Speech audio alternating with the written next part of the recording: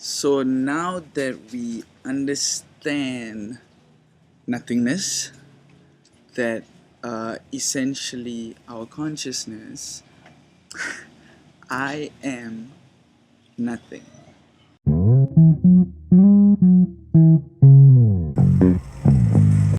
In essence, I am, and that is essentially the concept behind this I am consciousness, right? It is normally we would see the period, the full stop, right after the word am. I am consciousness, right? And that kind of denotes a sort of end to that sentence. But if we were to take the full stop and just move it a little bit, and then it becomes I am, and so you sort of verbalize the space that we create just by moving the, the full stop, the period, a little bit in front. And that is essentially the truth or the concept behind the I am consciousness. It's that I am, and this whatever sound, whatever that you put after that I am, that is what you become. I am something. Boom.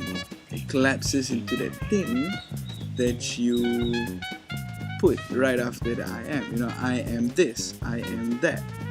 Before this or that, you are anything that you want to be. And essentially, that's where you come from. So, change is very, very, very fucking possible.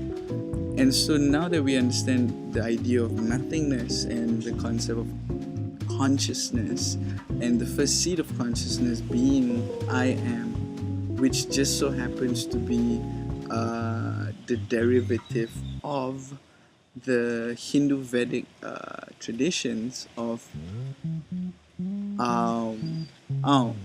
it's not really Om, there's 3 syllables to it, A, U and M, and it's like being the primal sound for I, and I actually being a bastardization of that concept, including the E at the end of the producing an I.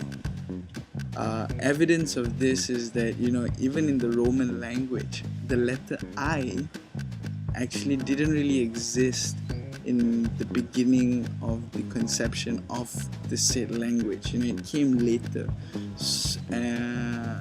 So the sound I is actually a combination of 2 root sounds, A and E. And I am is actually can be seen or interpreted as the bastardization. I wouldn't say bastardization, that has a harsh sound. I don't really mean that, but rather the effects of like the Chinese whisper. From it becomes I, right? And in the science of mantras in the Vedic culture is the same. Anything that you intonate after saying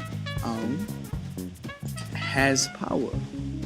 If you were to say any mantras without the syllable in the beginning, the belief is that the mantra has no power.